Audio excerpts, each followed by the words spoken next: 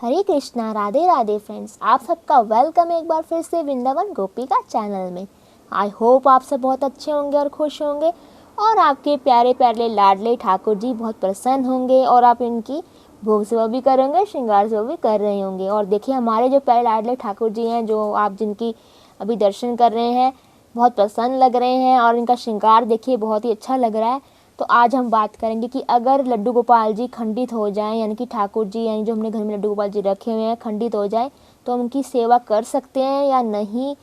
तो होता क्या है, बहुत से लोगों के मन में ऐसा प्रश्न होता है कि हमारे लड्डू गोपाल जी जो है खंडित हो गए, यानी कि कई बार क्या होता है कि बहुत से जो भक्तजन हैं उनके हाथ से लड्डू गोपाल जी गिर जाते हैं या फिर गलती से इधर उधर हो जाते हैं, जिससे हमारे ठाकुर जी को चोट लग जाती है। यानी कि कई बार लड्डू गोपाल जी के जो हाथ है वो खंडित हो जाता है, या फिर कई बार कान है वो खंडित हो जाता है, या फिर नाक खंडित हो जाती है, या फिर कहीं ना कहीं जो चेहरे पर है चोट आ जाती है ठाकुर जी को। तो बहुत से लोग जो हैं इस मन में संशय ले आते हैं कि पता नहीं अब ठाकुर जी को हम सेवा कर सकते हैं कि नहीं कर सकते हैं, या फिर इनको हम कहीं पर रख आएँ, यानी कि मंदिर में रख आएँ, या इनको जल प्रवाह कर दें किसी पवित्र नदी में से, गंगा जी या फिर यमुना जी, या फिर किसी पीपल पेड़ जैसा कोई भी पेड़ हो वहाँ पर नीचे रखाएं। तो देखिए फ्रेंड्स, ऐसा बिल्कुल भी ना करें और बिल्कुल भी ऐसा संशय मन में ना लाएं कि अगर हमारे ठाकुर जी खंडित हो गए उनकी हम पूजा नहीं कर सकते हैं।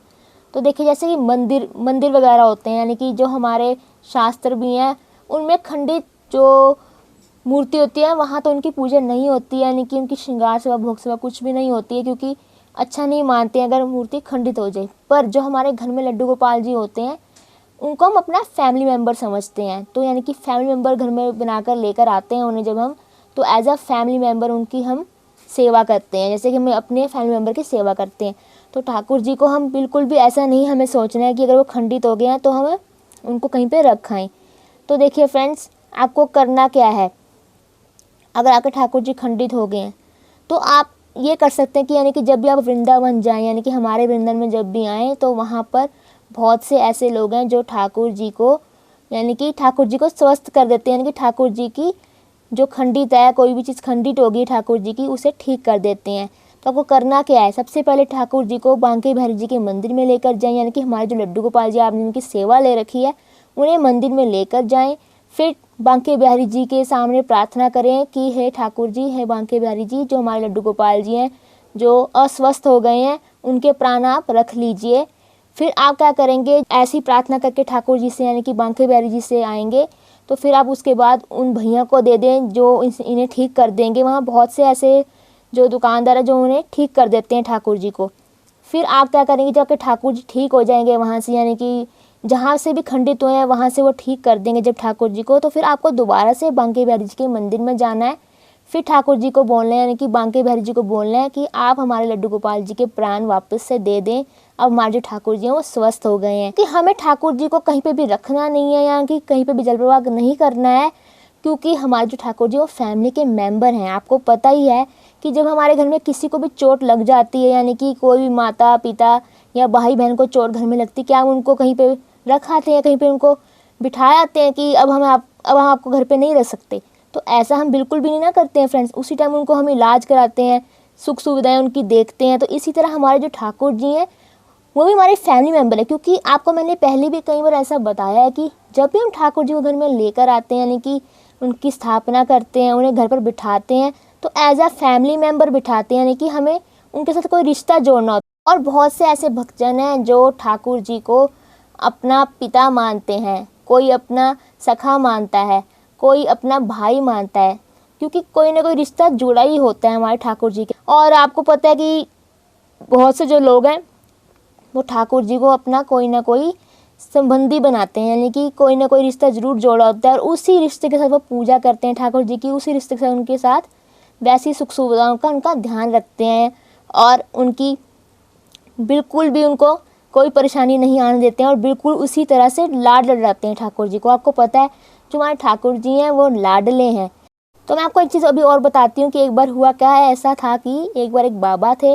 वो बाबा रोज़ ठाकुर जी की सेवा करते थे, यानी कि लाड लड़ाते थे, पूरी श्रृंगार सेवा, पूरी भोग सेवा, जितनी वो सेवा कर सकते थे वो उतनी सेवा वो करते थे। तो हुआ क्या कि एक दिन ठाकुर जी उनके हाथ से, यानी कि उनके जो लड्डू गोपाल थे, गलती से उनके हाथ से वो नीचे गिर गए ठाकुर जी। और फिर हुआ क्या कि वो खंडित हो गए। जैसे आप लोग समझते हैं कि ठाकुर जी अब खंडित हो गए तो अब उनकी पूजा हम कैसे कर सकते हैं, तो ऐसा ही वो बाबा जो हैं सोचने लगे।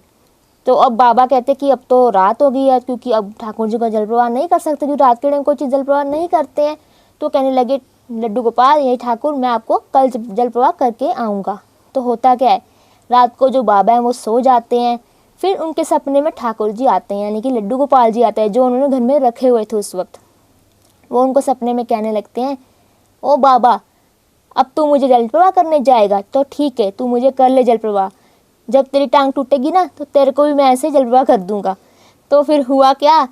उसी टाइम उठ गए बाबा, यानी कि नींद से बाबा घबरा के उठ गए और ठाकुर जी से माफ़ी मांगने लगे कि ठाकुर जी, मैं आपका जल प्रवाह नहीं करूँगा, बहुत बड़ी गलती हो गई है मेरे से। तो फिर क्या करते हैं, वो अगले दिन बाबा जो है, बाबा उसी टाइम जो है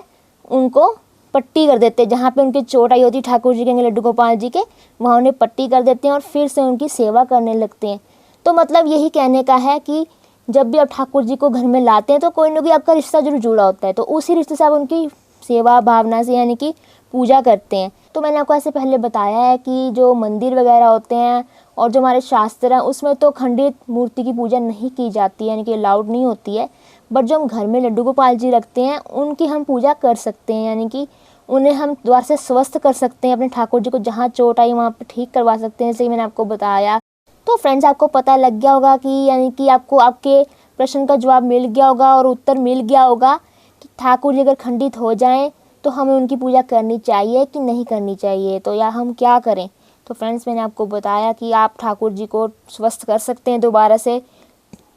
तो वैसा आप कर सकते हैं जैसे मैंने आपको बताया है। तो अगर आपको मेरा ये वीडियो अच्छा लगा है तो इसे लाइक करें, शेयर करें और नीचे कमेंट करके ज़रूर बताएं कि आपको मेरे वीडियोस कैसे लगते हैं,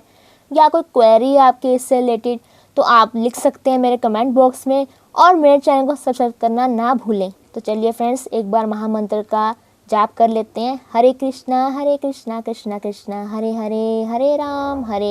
राम राम हरे हरे। जय श्री राधे फ्रेंड्स।